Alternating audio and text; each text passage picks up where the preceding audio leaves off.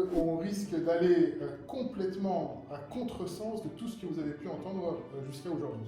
En fait, il faut se méfier des appartements qui ont l'air frais, mais qui ont juste été maquillés pour la vente.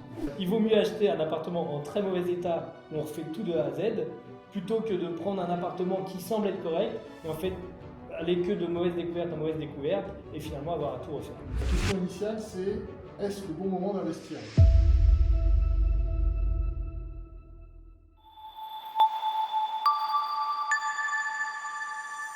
Bonjour à tous, bienvenue dans nos bureaux. On est ravis de vous accueillir aujourd'hui pour ce podcast sur l'immobilier. L'idée, ça va être de parler d'immobilier, de tous les sujets du moment, les sujets qui font l'actualité, les sujets qui font débat, partager nos avis et nos points de vue de professionnels, et puis éventuellement interviewer des amis, des collègues, des professionnels avec qui on a l'habitude de travailler, et aussi répondre bien sûr à vos questions que vous pouvez vous poser sur l'immobilier en général. Donc, je me présente, moi je suis Benjamin Lefébure, je suis cofondateur des Secrets de l'Immo et investisseur en immobilier depuis une quinzaine d'années maintenant. Et je fais ce podcast avec Soyel. Bonjour à tous, soyez Liancy, le deuxième cofondateur des Secrets de l'Immo. Et l'idée, voilà, c'est effectivement, comme a dit Benjamin, d'échanger un petit peu et de vous donner en tout cas nos idées sur le marché, sur les tendances actuelles, et puis effectivement d'approfondir sur certaines des questions. Et du coup, le thème d'aujourd'hui, c'est un thème qui est très d'actualité, c'est la crise de l'immobilier. On en entend parler partout, dans les médias, dans les journaux, dès qu'on ouvre une page internet au sujet de l'immobilier. Et donc l'idée, ça va être de répondre à la question, est-ce le moment d'investir dans l'immobilier ? Et on parle de cela aujourd'hui, le 1er décembre 2023. Alors pour commencer à répondre à cette question... Ça peut faire un beau cadeau de Noël. Exactement. Un bel investissement pour Noël. Ce qu'il faut savoir, c'est qu'on risque d'aller complètement à contresens de tout ce que vous avez pu entendre jusqu'à aujourd'hui. En gros, les questions qui se posent, je les liste de manière non exhaustive, mais c'est en gros aujourd'hui, on a une crise du logement, on a des taux d'intérêt qui flambent, on a des crédits que les primo-accédants n'arrivent pas à avoir, on a des promoteurs qui n'arrivent plus à obtenir d'autorisation administrative pour construire, qui n'arrivent plus à vendre leur lot existant, et tout ça dans un contexte inflationniste où les gens du coup ont peur, prennent peur et du coup font face à un immobilisme un peu général. Et l'idée, ça va être d'aborder un peu tous ces thèmes-là, de les décortiquer pour apporter vraiment une compréhension, en tout cas pour que vous ayez une compréhension la plus totale de ces sujets-là et dire pourquoi. Alors je dévoile un peu la conclusion de cette discussion, mais c'est dire pourquoi c'est le moment idéal pour investir, mais on le verra, pas pour tous. Alors effectivement, ce qui est intéressant de noter dans ce qu'a dit Soyel, c'est que les médias mainstream et les courants de pensée traditionnels vous expliquent au quotidien que l'immobilier est en crise, c'est impossible d'acheter, c'est pas forcément une bonne idée d'acheter, de toute façon il n'y a rien à vendre. Nous on va un petit peu décortiquer cette situation pour voir le vrai du faux et permettre de donner peut-être des éléments de réflexion un petit peu différents. Le premier, effectivement, c'est déjà de savoir dans quel but on achète. Est-ce que c'est pour de la résidence principale, de la résidence secondaire, de l'investissement locatif, de l'achat-revente? Tous ces paramètres d'achat sont très différents et c'est important de bien les décortiquer pour pouvoir comprendre là où il faut aller. Donc, est-ce que pour toi, Soyel, c'est une bonne idée d'acheter sa résidence principale aujourd'hui ? Alors, aujourd'hui, déjà, ce qu'il faut savoir, c'est qu'effectivement, avec l'augmentation des taux d'intérêt, les primo-accédants, c'est-à-dire que les personnes qui achètent pour la première fois de l'immobilier, et en l'occurrence leur résidence principale, se retrouvent confrontés effectivement à des refus de prêts massifs. Parce qu'aujourd'hui, les taux d'intérêt étant ce qu'ils sont, on a des mensualités qui sont plus conséquentes que ce qu'on a pu voir jusque-là. Et donc, du coup, avec un taux d'endettement qui doit être restreint, et avec un apport que les banques demandent qui est bien plus conséquent que ce qu'on a pu connaître par rapport aux dernières années, malheureusement, il y a certaines personnes qui aujourd'hui n'arrivent pas à acheter leur résidence principale et restent locataires. Ce qui fait que du coup, ça augmente la tension locative, c'est-à-dire que ces personnes-là qui normalement devaient sortir naturellement du parc locatif pour aller sur leur résidence principale, restent en location et on a toujours les nouveaux arrivants sur le marché qui, eux, cherchent à se loger. Et donc du coup, on est dans un contexte de tension locative qui est très forte. Donc, acheter la résidence principale pour les primo-accédants, c'est très compliqué aujourd'hui. C'est ce qui, même aujourd'hui, est quasiment complètement à l'arrêt. En revanche, il y a une autre cible, une autre catégorie de population qui, eux, sont les personnes qui ont déjà leur résidence principale et qui, grâce à l'évolution qu'a eu l'immobilier sur les dernières années, ont pu profiter d'une plus-value assez conséquente et du coup réutilisent cette plus-value-là sur l'achat d'une autre résidence principale. Et eux sont effectivement les personnes qui peuvent encore avoir accès au crédit pour acheter leur nouvelle résidence principale, d'autant plus dans ce contexte de stagnation des prix de l'immobilier. Les gens, en tout cas dans les médias, on entend beaucoup parler d'une crise. Moi, j'ai lu que les prix dégringolaient. Voilà, que les prix dégringolaient, chutaient, qu'on allait perdre je ne sais combien de pourcents. La réalité est qu'on reste quand même dans un marché qui est tendu, donc avec, il n'y a pas de bulle immobilière, même si beaucoup de personnes aiment spéculer là-dessus. Une bulle, c'est lorsqu'effectivement on a des prix qui augmentent et qui n'est pas corrélé à une demande. Là, en l'occurrence sur l'immobilier, c'est un vrai marché de l'offre et de la demande. Pour le coup, il n'y a pas de bulle à proprement parler, mais effectivement, là où on a pu connaître des évolutions de prix dans l'immobilier assez fortes ces dernières années, aujourd'hui, ça se tasse, voire même on commence à voir des prix qui diminuent légèrement. Pas dans la même proportion que l'augmentation des taux d'intérêt, mais par contre, ce qui est très à l'avantage des acheteurs, c'est le pouvoir de négociation qu'ont maintenant les personnes qui veulent acheter de l'immobilier, et d'autant plus, du coup, leur résidence principale. Donc, pour répondre à la question, c'est oui pour une population, enfin, c'est pas le moment pour une certaine population, parce qu'elles n'ont malheureusement pas accès au crédit, et pour une autre population, c'est un moment toujours propice pour continuer à investir. Alors les baisses de prix, t'en as discuté un peu, ça fait un peu soit rêver tout le monde, soit patienter tout le monde. Ce qu'on peut dire là-dessus, c'est que c'est quand même très hétérogène dans ce qu'on constate. C'est-à-dire qu'à Paris, le niveau de prix reste quand même assez élevé. Sur les biens qui n'ont pas de défaut, en vrai, ça ne bouge pas tellement. Il y a même toujours de la croissance sur certains arrondissements. Comment se comportent les villes de banlieue? Alors, effectivement, c'est très hétérogène, c'est-à-dire que de parler de l'immobilier comme un marché homogène, c'est la meilleure façon de ne rien comprendre à la réalité du marché. Voire de faire des erreurs. Et de voir de faire des erreurs. Effectivement, on prend une conclusion nationale sur des marchés qui sont complètement différents. Alors, nous, on est experts de Paris et de la région parisienne, donc on maîtrise très bien cette région-là. Et du coup, la tendance qu'on voit, c'est qu'effectivement, comme disait Benjamin, c'est qu'à Paris, c'est quand même très stagnant sur les biens qui n'ont pas de défaut. Par contre, sur les biens qui présentent un défaut, là, effectivement, on a un pouvoir de négociation qui est plus conséquent. C'est-à-dire que jusqu'à l'année dernière, le pouvoir de négociation à l'achat, il était de zéro. C'est-à-dire qu'en gros, il fallait se positionner au prix sans condition suspensive et dire merci. Et Inch'Allah, on obtient le bien. Là, aujourd'hui, on a le temps de la réflexion, on a quelques jours pour se positionner et potentiellement même mettre une condition suspensive de financement. Sur le marché en dehors de Paris, donc sur le marché francilien, on garde encore donc on a le projet du Grand Paris. C'est un projet qui, du coup, a été lancé depuis maintenant une quinzaine d'années, qui est en plein développement. On voit certaines lignes de transport qui commencent à sortir de terre et d'autres qui vont sortir de terre d'ici quelques années. Et on garde cette tendance qui est quand même croissante, alors toujours sur des biens qui sont bien placés, proximité immédiate des transports, en centre-ville, sur des biens qui ne présentent pas de défauts majeurs. Mais on a toujours cette tendance croissante, mais avec un pouvoir de négociation qui reste quand même en la faveur de l'investisseur. Et donc là, ça vient à mon point suivant, c'est que si je comprends bien, c'est pas très intéressant aujourd'hui d'acheter sa résidence principale parce que le coût de l'emprunt est très cher et il est pleinement à la charge du futur propriétaire.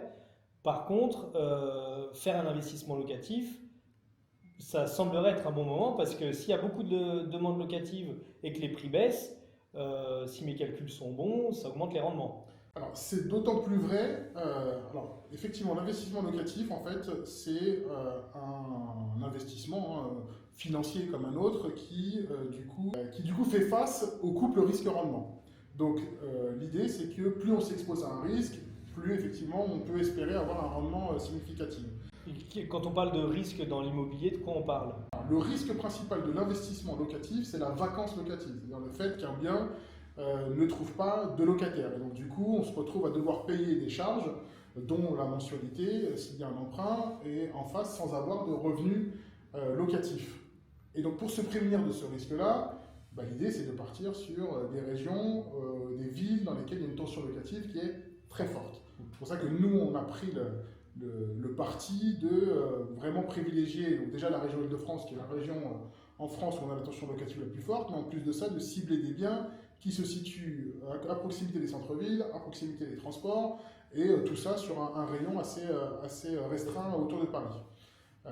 Cela étant dit, en plus de la tension locative, donc on diminue le risque de vacances locatives, et en contrepartie, on va augmenter le rendement. Pourquoi est-ce qu'on augmente le rendement? Parce qu'aujourd'hui, effectivement, comme on est en position, l'acheteur est en position de force dans la négociation, on arrive à acheter aujourd'hui à des prix qui sont un peu moindres que ce qu'on a pu voir jusque-là.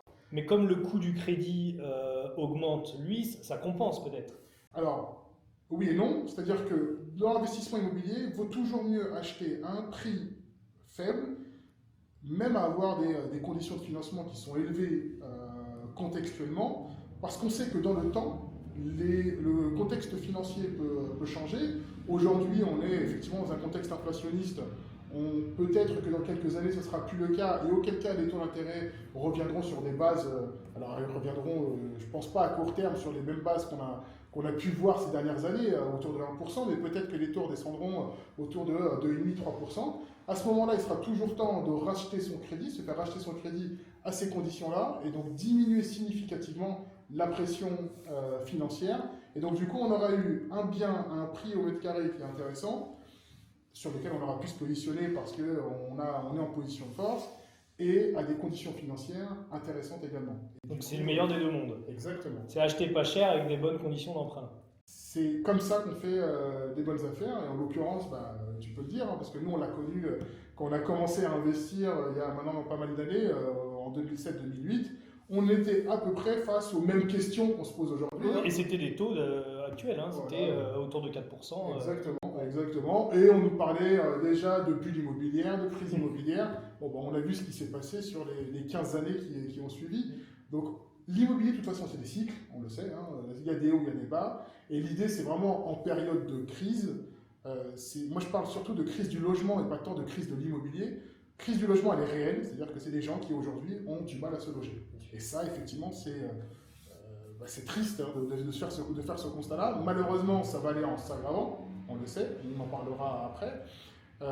Mais effectivement, l'immobilier, c'est des cycles, et il faut aujourd'hui profiter du cycle bas dans lequel on est pour faire des acquisitions intéressantes, profiter de ce pouvoir de négociation que les acquéreurs ont pour acheter des biens des côtés, et derrière, lorsque le cycle repartira, se refaire refinancer et profiter effectivement d'une rentabilité qui sera bien supérieure à ce qu'on a pu avoir jusqu'à aujourd'hui.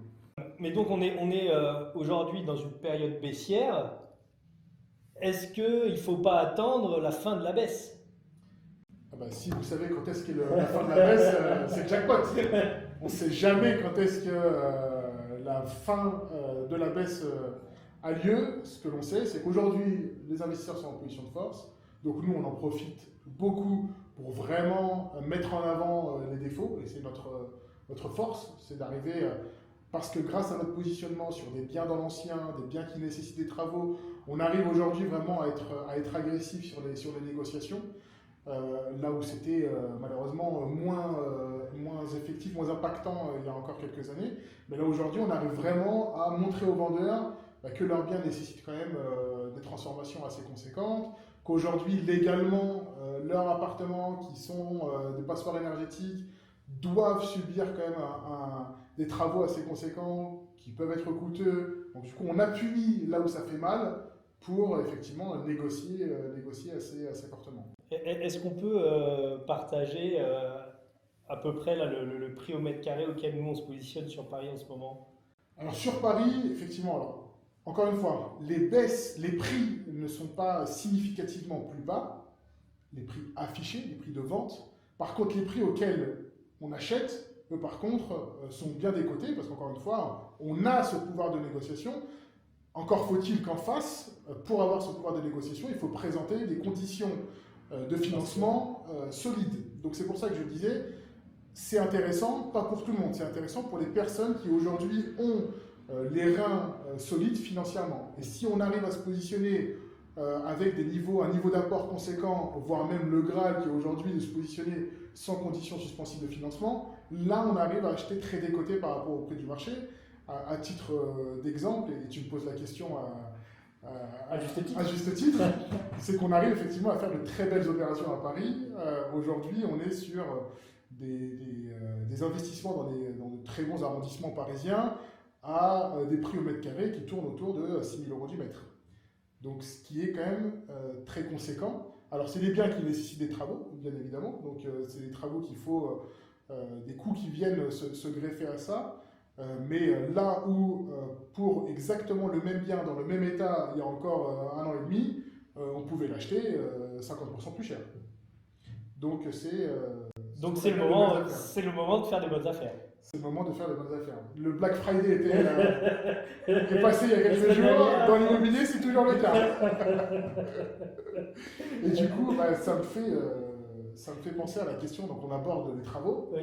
C'est un point que beaucoup de particuliers redoutent, que ça rebute même pour certaines personnes, c'est-à-dire faire face à des gros travaux, combien ça va coûter, combien de temps ça va me prendre, comment est-ce que je ne me fais pas arnaquer par des soi-disant professionnels du bâtiment. Comment est-ce que tu peux un peu répondre à ces questions-là et rassurer les particuliers qui veulent acheter de l'ancien mais qui ont peur de se lancer dans les travaux conséquents? Je pense que le premier point pour faire des travaux dans de bonnes conditions, c'est d'être bien entouré. Il ne faut pas hésiter à avoir recours à un architecte d'intérieur. En fait, on va dire une tierce personne qui va permettre de faire l'arbitrage sur les décisions à prendre. Il y a des décisions sur lesquelles on n'est pas compétent, donc on a besoin d'un appui.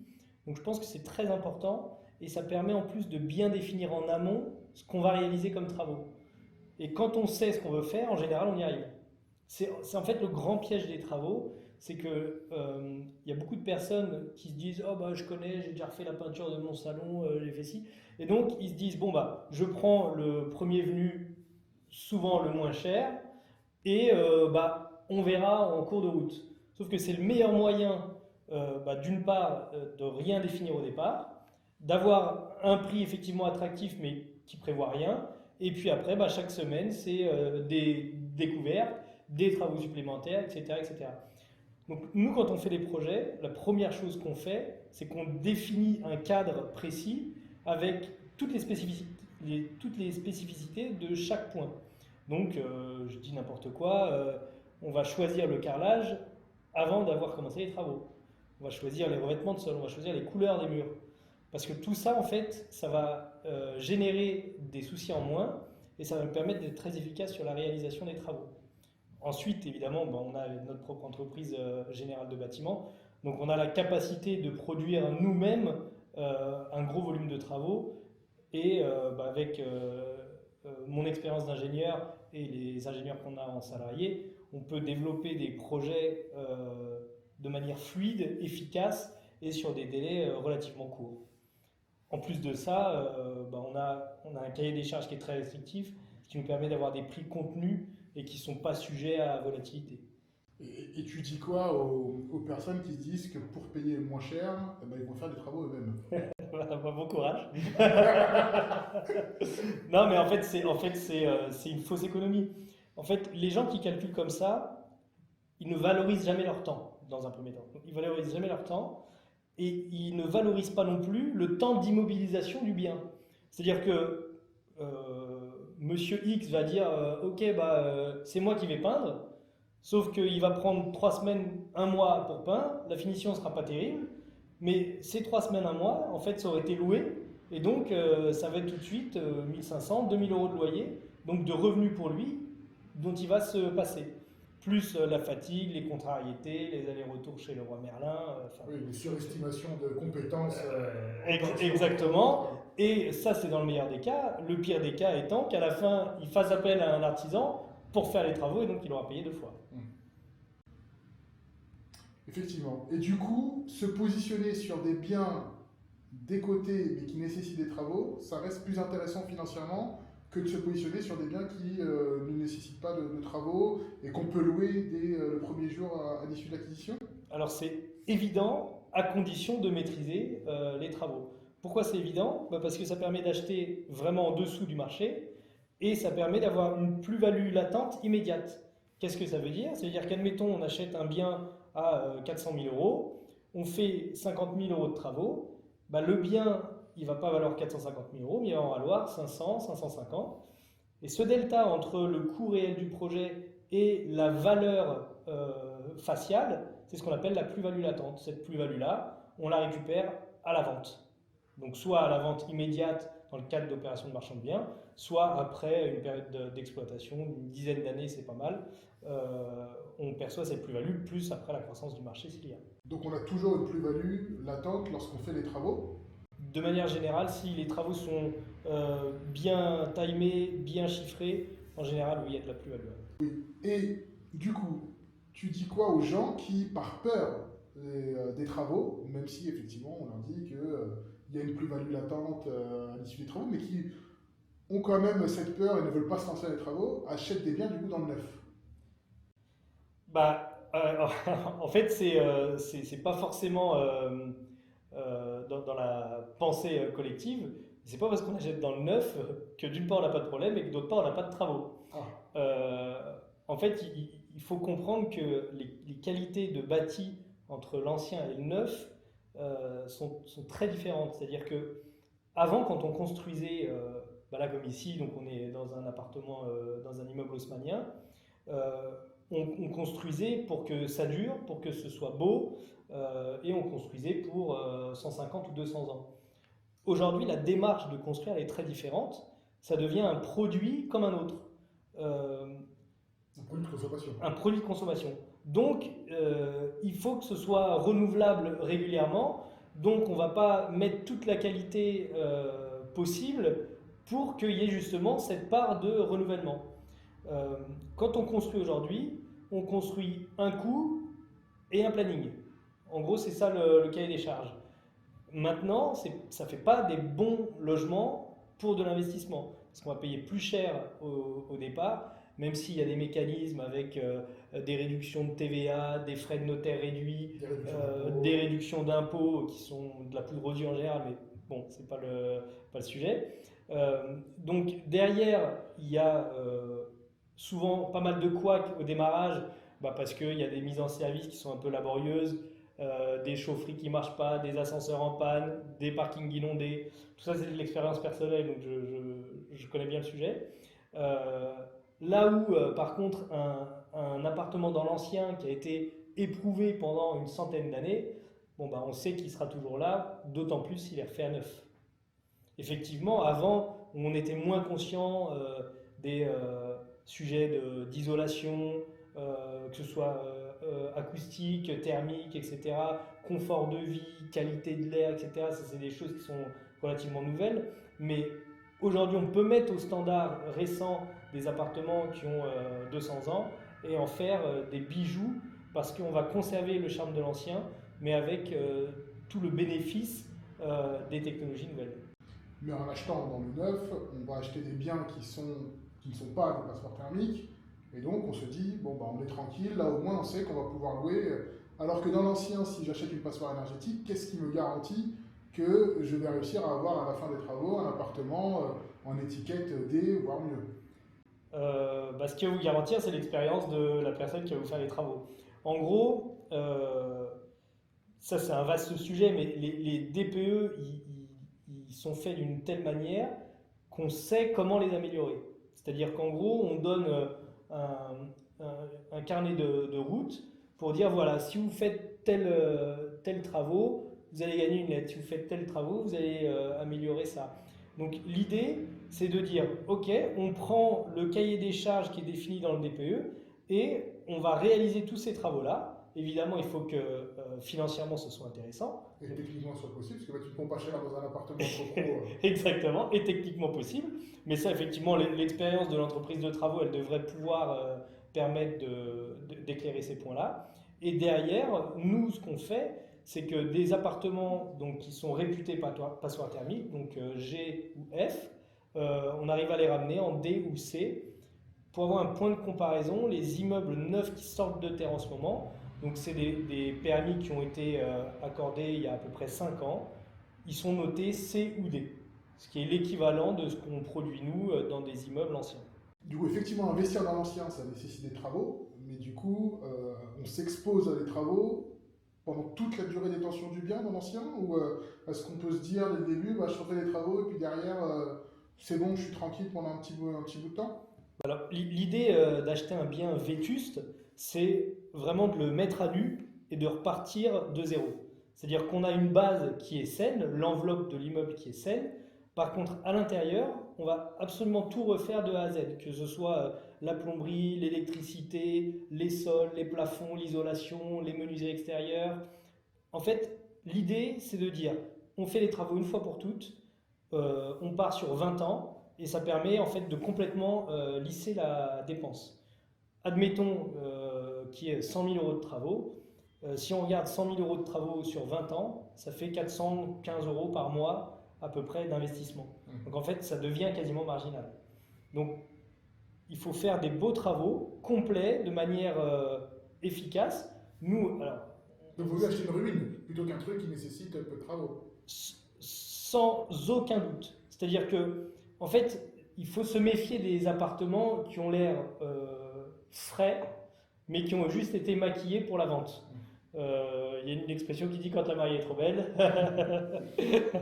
Et donc, il vaut mieux acheter un appartement en très mauvais état où on refait tout de A à Z plutôt que de prendre un appartement qui semble être correct et en fait aller que de mauvaise découverte en mauvaise découverte et finalement avoir à tout refaire. Mais sauf que ça, les gens vont te dire comment est-ce que je me rends compte que là ça a été maquillé et qu'il y a tout à refaire ou pas. Bah, c'est là où il faut effectivement un bon niveau d'expertise. Un professionnel habilité, il va voir, il va avoir des indices, il y a des choses qui ne trompent pas. Et donc, de se faire accompagner éventuellement pour des visites par un professionnel, bah, ça peut être rassurant, ça peut permettre de dire oui, c'est une bonne opportunité, non, c'est une mauvaise opportunité, ou alors c'est une bonne opportunité, mais il faut drastiquement négocier le prix parce qu'il y a des choses à prévoir. Ok. Mais vraiment, les travaux, ça ne doit pas être une crainte, c'est juste quelque chose qu'il faut bien anticiper et bien orchestrer. Tu parlais de période baissière, donc moi j'ai envie de dire, il vaut mieux attendre la fin de la baisse pour investir. Alors ça, effectivement, c'est une remarque et c'est une question face à laquelle on est confronté au quotidien par des personnes qui nous contactent pour investir et savoir à quel moment, quel est le meilleur moment pour investir. Alors nous, ce qu'on leur dit systématiquement, c'est qu'on n'a pas de boule de cristal, on n'est pas Madame Irma. On est avant. Voilà. On n'est pas Madame Irma ou Monsieur Toiti. Nous, l'idée, c'est de se dire, aujourd'hui, on est face à un constat qui est que, effectivement, les taux augmentent, mais là, à date aujourd'hui, donc le 1er décembre 2023, on voit que certaines banques commencent déjà à revenir un petit peu en arrière sur les taux. Alors, est-ce que ça veut dire que les taux vont descendre de sitôt? On ne sait pas. Ce qu'on sait, c'est qu'on est peut-être au bout, en tout cas, de l'augmentation des taux. On a vu le discours de la Fed, on voit le discours de la BCE. Disons que l'idée, c'est de contrer l'inflation. L'inflation est en train de ralentir, donc normalement, on devrait ne plus subir d'augmentation, en tout cas significative, sur les taux. Donc tu penses que ça va un petit peu assainir le marché, plutôt le lisser? Exactement, en fait ça a déjà eu l'impact de diminuer le nombre de transactions, donc effectivement tout le monde dit plus personne n'achète dans l'IMO. On va quand même terminer l'année 2023 avec entre 850 et 900 000 transactions, ce qui est quand même supérieur à la moyenne des 25 dernières années. Oui. Donc c'est sûr que si on compare par rapport à l'année dernière, qui était une année historique, bon bah là... Et en plus un peu de rattrapage de Covid. Exactement, post-Covid, mais en réalité on reste sur des niveaux de transactions qui sont quand même assez importants. Et donc, effectivement, ça a déjà un petit peu diminué par rapport à l'année dernière. Donc, l'impact de l'augmentation des taux a déjà joué son rôle sur la partie immobilier. Et du coup, le gouverneur de la Banque de France l'a déjà dit, 2024, ça devrait être plutôt une année où on va voir les taux stagner, voire un petit peu commencer à diminuer. Et certainement qu'en 2025, on reviendra sur des niveaux de taux plus bas. Mais est-ce que ça veut dire qu'il faut attendre 2025 ? La réponse elle est simple, c'est que si on attend, on prend le risque effectivement d'acheter trop tard, parce que ça ne veut pas dire que je décide aujourd'hui d'acheter de l'immobilier, que dans un mois j'aurai mon bien. Il faut du temps pour trouver le bien, c'est un process qui est long, et du coup, vaut mieux préparer son projet dès maintenant et de profiter de ce pouvoir de négociation qu'ont les investisseurs à partir du moment où financièrement ils peuvent se lancer. Alors, moi, le problème que je vois là-dedans, c'est que si moi je suis vendeur, je me dis je vais attendre l'accalmie et la relance du marché. Du coup, est-ce qu'on arrive quand même à acheter des biens en ce moment? Les personnes qui ne sont pas contraintes par la vente, aujourd'hui, effectivement, au vu du contexte, ne vendent pas. En tout cas, on serait contraint. Du coup, c'est la fameuse règle des 3D, divorce, décès, déménagement. Donc ça, effectivement, les personnes qui sont face à ce contexte-là... C'est des impondérables. Exactement. C'est des faits de vie qui font qu'elles se retrouvent dans l'obligation de vendre, et c'est face à ce type de vente-là et ce type de vendeur-là qu'on arrive aujourd'hui à faire de très belles négociations et de très bons achats. Et d'ailleurs, c'est aujourd'hui quasiment la majorité des biens que l'on achète pour nos clients. D'accord. Donc en fait, c'est un levier de négociation supplémentaire, l'obligation de vendre, quoi. Exactement, tout à fait. Très clair. Et le contexte faisant aussi que, au vu de la tension locative qu'on a, aujourd'hui, alors certes, en Île-de-France, il y a quand même quelques villes qui subissent le plafonnement du loyer. Bon, on sait ce que cette loi vaut. Il y a quand même des critères d'exclusion de plafonnement de loyer, c'est-à-dire qu'on peut appliquer un complément de loyer à partir du moment où on respecte certains critères. Et du coup, on voit... C'est compliqué à respecter ou... Comment ? C'est compliqué à respecter ? Non, on le voit déjà dès l'acquisition, dès l'achat, c'est-à-dire qu'il ne faut pas de rez-de-chaussée, il ne faut pas avoir de vis-à-vis direct. Il y a certains critères que dès l'achat, on peut valider, qui nous permettent de prévoir un complément de loyer dès qu'on met le bien en location. Et on voit sur effectivement ces biens-là, vu la tension locative qui existe, on voit les loyers mais vraiment augmenter de manière significative. Donc c'est encore un mécanisme qui permet de doper la rentabilité par rapport à ce qu'on avait jusque-là. Et pour toi, là, comment influent les DPE dans le marché immobilier actuel ? Pareillement, c'est-à-dire que c'est une contrainte qu'ont certains propriétaires bailleurs qui ont des passoires énergétiques et qui n'ont pas les moyens financiers ou qui ne veulent pas se lancer dans les travaux pour rénover leurs biens, pour notamment les isoler afin de les remettre en location. Parce que là aujourd'hui, je crois qu'il y a des biens qu'on ne peut plus louer. Absolument. Les G+, on peut déjà plus les louer. Les G arrivent. En 2028, les F et en 2034, les E. Donc c'est quand même C'est un terme qui est court. C'est un terme qui est très court. Et donc pour certains propriétaires bailleurs, se retrouvent dans l'obligation de vendre parce qu'ils ne peuvent pas mettre leurs biens en location. Et c'est effectivement une population de vendeurs qui est également intéressante pour les investisseurs. Et on reboucle sur l'intérêt de faire des travaux Absolument. Dans les passoires parce que ça remet des biens sur le marché du locatif et donc ça permet d'avoir... Tout à fait. En fait, la loi sur les passoires énergétiques, la philosophie est bonne parce que de toute façon, nous, on ne va pas être ceux qui allons contredire cela. On s'est lancé aussi parce qu'on est parti du constat que le parc locatif français de manière générale est en très mauvais état. Ouais, c'est désastreux. Et particulièrement à Paris, où il y a une tension qui est tellement forte, enfin Paris et l'Île-de-France, il y a une tension qui est tellement forte qu'en fait les propriétaires se permettent de louer n'importe quoi. Ils ne font aucun effort sur l'état de leur bien. Et donc du coup, effectivement, la philosophie est bonne d'isoler pour apporter du confort aux locataires. Après, c'est vrai que sur les calculs et sur le calendrier, tout n'est pas parfait. Très certainement qu'on aura un allongement des calendriers, mais ça permet quand même de mettre la pression sur certains propriétaires bailleurs pour avoir en tête de faire les travaux à court ou moyen terme. Oui, et c'est quand même une absolue nécessité que d'améliorer le parc locatif français. Absolument. Parce que c'est vrai que c'est très très mauvais. Absolument. Et nous, c'est ce qu'on dit systématiquement à nos clients, hein, c'est qu'on dit, vous êtes investisseur, il faut considérer vos locataires comme des clients. C'est comme si vous vous lancez dans une entreprise entrepreneuriale et que vous visez des clients, ces clients-là, ce sont vos locataires. Donc il faut les choyer, il faut qu'ils restent pour vous éviter des frais de turnover, pour vous éviter d'éventuelles dégradations dans vos biens et pour pérenniser votre investissement. Ouais. En fait, un locataire qui est heureux et qui est bien chez lui, c'est un locataire d'une part qui paye et d'autre part qui reste. Absolument.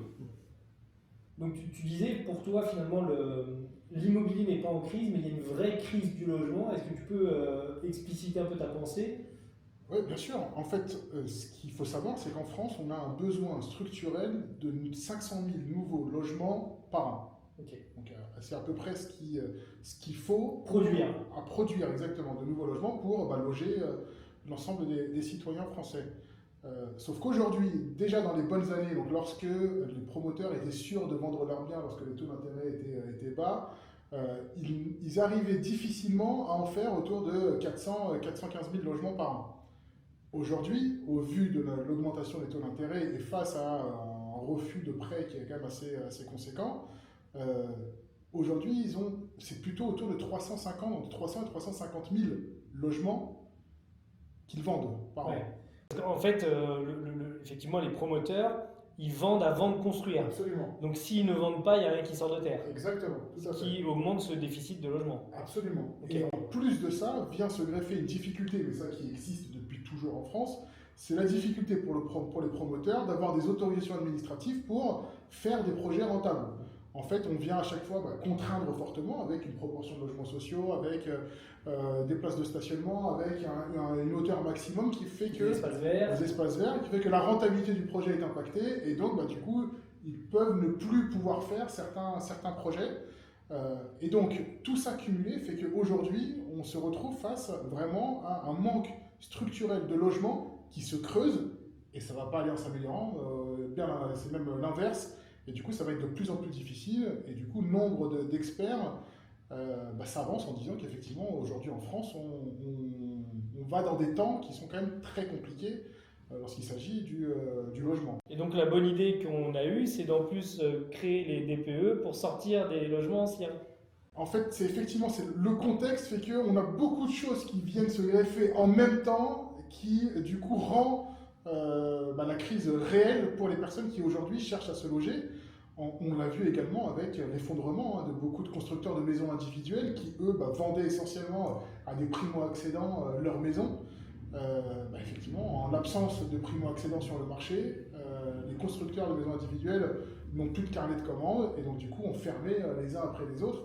Et du coup, c'est un acteur de plus qui pouvait contribuer à la construction de logements en France qui disparaît de la cartographie et ça vient accentuer du coup cette crise du logement majeure. Ouais. Et ce qui a aussi pêché chez les constructeurs de maisons individuelles, c'est la législation sur l'artificialisation des sols. En gros, aujourd'hui, on veut donc atteindre zéro artificialisation nette. Qu'est-ce que ça veut dire? Ça veut dire qu'on ne doit plus donner d'autorisation de construire sur des terrains qui sont vierges. Ou alors, c'est construire ici, mais il faut déconstruire ailleurs. Et donc, effectivement, si on ne peut plus construire parce qu'il n'y a plus de terrain, ça va créer une tension d'autant plus forte. Absolument. L'une des solutions qu'il peut y avoir, c'est de construire vers le haut. Si horizontalement on n'arrive plus, c'est du coup de surélever des bâtiments existants. Mais même ça, on se retrouve face à parfois des difficultés à obtenir des autorisations administratives, alors que... C'est dans l'air du temps. Exactement. Mais effectivement, alors nous on arrive quand même à le faire assez régulièrement, particulièrement en Île-de-France où il y a un tissu urbain qui est dense, et souvent la seule solution pour créer de la surface et valoriser des biens existants, ça va être de les surélever. Et nous c'est vrai qu'on le fait souvent dans le cadre soit de petits immeubles, soit d'anciens bâtiments industriels, etc., qu'on va complètement réhabiliter, surélever, parfois créer une extension. Ça permet d'une part de valoriser le bien, parce qu'en fait, quand on surélève, on va construire à 3500, 4000 euros du mètre, un bien qui en vaut 8 ou 10. Donc cette économie d'échelle, on va pouvoir la récupérer pour améliorer tout le bâti et en faire un logement, enfin un immeuble très premium, avec un coût qui sera très modéré. Et ça, c'est des bonnes opérations à faire en marchand, par exemple. On accompagne des clients comme ça pour donc des opérations qui se déroulent sur, on va dire, 24-36 mois, où effectivement on fait une acquisition, l'ensemble des autorisations administratives, la conception, les travaux, et ensuite on va revendre le bien.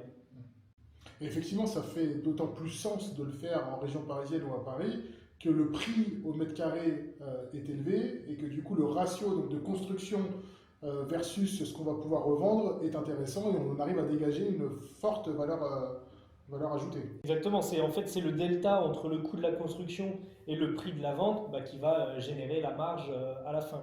Alors après il faut faire attention sur les calculs de marge parce qu'il y a quand même des sujets notamment de TVA, de plus-value, etc. qui peuvent être techniques. Mais effectivement on est à même d'accompagner un peu tout le monde là-dessus. Et comment du coup on arrive à repérer, alors dans le milieu on appelle ça des dents creuses, des immeubles qui sont plus bas que d'autres et du coup qui présentent potentiellement une surélévation. Comment est-ce qu'on les identifie et comment est-ce qu'on sait que on va avoir les autorisations administratives pour le faire et ne pas se lancer du coup dans un projet sans savoir si on va réussir à aller au bout. Alors effectivement, bon, ça c'est un travail de fourmi, c'est un travail vraiment de terrain. Alors aujourd'hui, on a des outils comme tout simplement Google Maps qui permet de se promener un peu dans la ville et puis de voir s'il y a des immeubles qui sont vraiment plus bas que le reste autour. Et ensuite, en premier lieu, il va falloir faire une étude du PLU. Donc c'est le plan local d'urbanisme. C'est un document qui est édité par la ville, par le département, par des communautés de communes, ça dépend des cas, euh, qui définit en fait les grandes lignes d'urbanisme et ce qu'on appelle les gabarits fonciers, c'est-à-dire dans une parcelle, qu'est-ce qu'on va avoir le droit de construire, donc la hauteur, la largeur, la profondeur, le retrait. Et ça c'est rue par rue. Ça c'est même rue par rue, c'est même parcelle par parcelle. Donc c'est vraiment très précis. Alors c'est un jargon qui est un petit peu spécialisé, donc c'est pas à la portée de tous, mais il faut être capable de bien analyser, bien intégrer toutes les contraintes et derrière aller se renseigner même directement auprès des services d'urbanisme pour voir la possibilité qu'il y a et l'intérêt même de la ville à ce qu'on dépose un permis. Parce que dès qu'on touche au bâti existant, on sait qu'il va y avoir des problématiques avec les voisins, des intérêts qui sont divergents. Donc c'est important de se rapprocher au plus tôt des services concernés pour casser toutes les barrières et pouvoir faire le projet rapidement et de manière efficiente. Et est-ce que du coup aujourd'hui sur ce type de projet-là, qui sont du coup des projets qui mettent du temps à sortir de terre, en termes de financement, est-ce que c'est quelque chose qui est compliqué à obtenir ou pas? Alors aujourd'hui, effectivement, les opérations de marchand sont très compliquées à réaliser parce que les financements sont restreints. Donc ça va demander des niveaux d'apport plus importants. Il y a quelques années, on arrivait à travailler avec 20% d'apport pour les opérations de marchand. Maintenant, on est plutôt autour de 50, 60, voire même des opérations qu'il faut faire 100% en fonds propres pour sauter ce frein de la banque. Et éviter des frais financiers très importants pendant la durée du projet. Exactement, parce qu'effectivement, aujourd'hui, quand on emprunte à 5-6% par an, c'est autant de marge qui disparaît. Donc ça contraint fortement la durée du projet. Donc si on peut faire fi de ça, il faut en profiter. Et du coup, est-ce que la recette, ce ne serait pas de faire ce type de projet-là, de mettre en location, donc d'exploiter les biens, et ensuite de les mettre à la vente lorsque le marché se portera, sera plus favorable? Alors, oui et non. En fait, c'est une bonne alternative. Mais en fait, là, le bon choix, ça va être de l'exploiter au moins 5 ans pour que ça sorte de la qualification d'immeuble neuf. La contrepartie de ça, c'est qu'on n'a plus le droit aux frais de notaire réduits. Parce que pour les opérations de marchand, les frais de notaire sont soit réduits autour de 2%, soit nuls. Enfin, quand je dis nul, c'est 175 euros donc, de frais d'enregistrement. Donc bon, c'est nul à l'échelle d'un projet de marchand. Mais par contre, si on l'exploite 5 ans, on sort de l'immeuble neuf et on n'est plus assujetti à la TVA. Donc c'est des calculs qu'il faut faire. Dans un marché actuel qui est baissier, effectivement, c'est une bonne solution de dire on l'exploite 5 ans, ou 6 ans ou 7 ans, on attend que le marché redevienne florissant, et ensuite on passe à la vente. On parle de ce cas de figure parce qu'effectivement aujourd'hui on est confronté notamment sur l'un des projets à ça et où on a décidé de faire pivoter le projet. C'est-à-dire que l'immobilier, comme j'ai dit tout à l'heure, c'est comme une entreprise, hein. On lance une entreprise et il faut surtout être agile et savoir pivoter en fonction du contexte. Le contexte d'il y a 18 mois n'est pas le même qu'aujourd'hui. Et donc un immeuble qu'on avait prévu de revendre à la découpe à l'issue des travaux, aujourd'hui on s'oriente sur la réalisation d'un co-living dans l'immeuble qu'on va du coup exploiter un certain nombre d'années avant potentiellement de revendre effectivement, de revenir sur le plan initial. Exactement. En fait, c'est aussi l'intérêt de faire des bonnes acquisitions. Quand je dis bonnes acquisitions, c'est à un prix agressif. C'est qu'en fait, ça permet de garder de la souplesse dans le mode d'exploitation. Donc effectivement, là, le postulat de base, c'était de dire on l'achète, on le surélève, on le rénove entièrement et on le revend. Bon, bah, il y a 24 mois, on ne pouvait pas présager du marché actuel. Le marché étant ce qu'il est, on a pris la tangente et on dit, bah voilà, comment on va pouvoir rentabiliser au mieux cet investissement? C'est un immeuble qui est assez conséquent, qui se prête parfaitement à l'exploitation au co-living parce qu'on peut faire des unités d'habitation séparées avec des belles parties communes, des extérieurs, des terrasses, des jardins. Donc c'est un lieu qui va être très vivant, très facile à louer et qui va permettre d'avoir un rendement excellent parce qu'en co-living, comme on va adosser du service au bien, eh ben on va avoir des rendements qui sont bien meilleurs. Donc derrière exploitation, 5-6 ans, et ensuite on pourra revendre à la découpe en refaisant quelques petits travaux d'aménagement, mais vraiment le minimum pour lui redonner l'aspect d'un immeuble d'habitation classique. Oui, parce qu'on aura déjà dans la conception prévu ce cas de figure-là et du coup fait des travaux en conséquence. Exactement. En fait, aujourd'hui, on modélise un immeuble d'habitation qu'on va segmenter un petit peu plus pour créer des chambres distinctes, mais effectivement, ensuite, ce sera juste un petit peu de travaux de cloisonnement qui vont permettre de redonner l'aspect d'un immeuble classique. Très clair. Du coup, on en arrive à la conclusion de cet échange. La question initiale, c'est est-ce le bon moment d'investir? Bah, je pense qu'on y a pas mal répondu. Le point, c'est vraiment de dire dans quel but on veut acheter de l'immobilier. Pour faire du locatif ou des opérations de marchand, c'est effectivement un excellent moment parce que, comme on le sait tous, c'est pendant les crises qu'on fait des bonnes affaires. Par contre, si c'est pour faire de l'achat de résidence principale, je pense que c'est intéressant de différer encore un petit peu l'achat. Ben voilà, on arrive du coup à la fin de cet échange. Mais merci à tous de nous avoir écoutés en espérant qu'on a apporté pas mal d'éléments de réflexion pour vous projeter sur le marché immobilier et sur potentiellement un futur investissement immobilier.